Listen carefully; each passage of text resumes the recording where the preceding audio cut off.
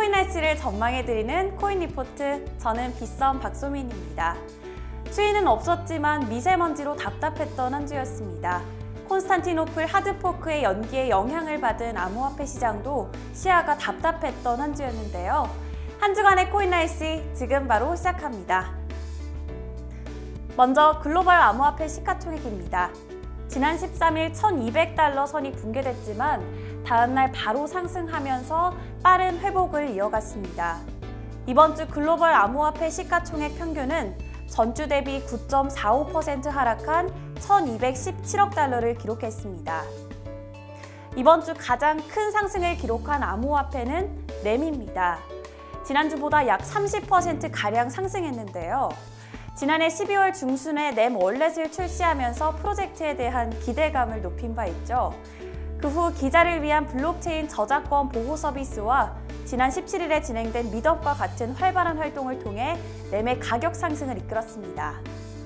그 밖에 알트코인들은 마이너스 성장세를 이어갔습니다.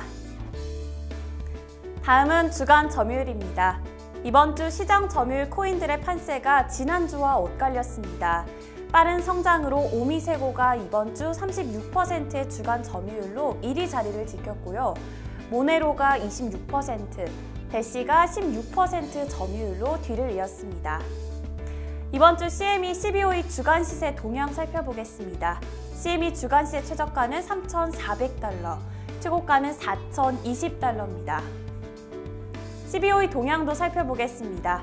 12호의 주간 시세 최저가는 3,475달러, 최고가는 4,025달러입니다. 이번 주 주목해야 할 코인 뉴스입니다. 올 들어 가장 주목받았던 이벤트 중 하나였죠. 이더리움의 콘스탄티노플 하드포크가 다시 연기됐습니다. 원인은 업그레이드 계획 중 보안에 영향을 미칠 수 있는 결함이 발견됐기 때문인데요. 블록체인 보안 전문 업체인 체인시큐리티가 이번 하드포크에 반영되는 이더리움 개선 제안서 중 1283번 제안서를 활성화할 경우 재진입 공격에 노출될 수 있는 취약점을 언급했습니다. EIP1283은 이더리움 체인 내의 가스비를 절감하기 위해 도입되는 개선안이지만 콘스탄티노플 하드포크 후 재진입 공격을 통해 공격자가 이더리움을 탈취할 수 있는 가능성이 있기에 문제가 됩니다. 이에 따라 새로운 하드포크 일정은 현지 시간 18일 개발자 회의에서 결정될 예정입니다. 미국 암호화폐 전문 자산 운용사인 비트와이즈와 투자 운용사 월셔피닉스는 최근 미국 증권거래위원회 SEC에 새로운 비트코인 상장지수 펀드 ETF 승인 신청서를 제출했습니다. 비트와이즈는 해당 ETF 상품은 비트와이즈 비트코인 토털 리턴 인덱스의 수익률을 기반으로 하고 있는데요. SEC가 승인할 경우 세계 최대 ETF 거래소인 뉴욕 증권거래소 아카에 상장됩니다. 지난해부터 비트코인 ETF 신청에 대한 이슈가 계속해서 발생하고 있는데요. 전문가들은 2019년에는 암호화폐 생태계 진화에 따라 비트코인 ETF가 가능할 것이라고 예측하고 있습니다.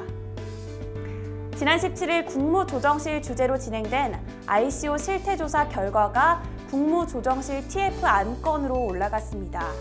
따라서 각 부처 차관급이 참석하는 ICO 규제 법안 등을 논의할 예정인데요. 한편 금융감독원은 지난해 9월 ICO를 마쳤거나 준비 중인 기업 22곳에 공문을 보내서 실태조사를 했습니다. 이를 기반으로 정부가 이달 중 ICO 실태조사 결과를 발표할 예정입니다. 이상 이번 주 코인 뉴스였습니다.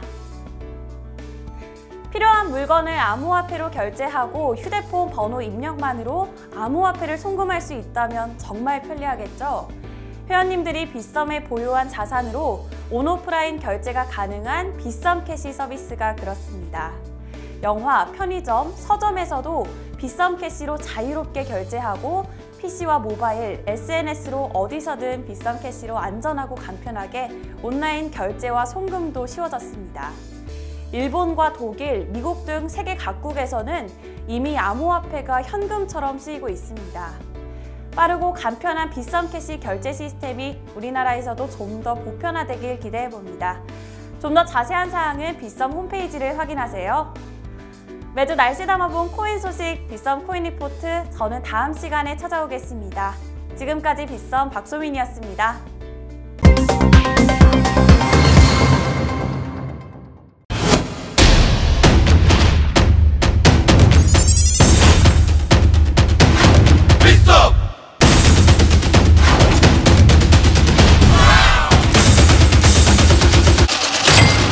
필썸.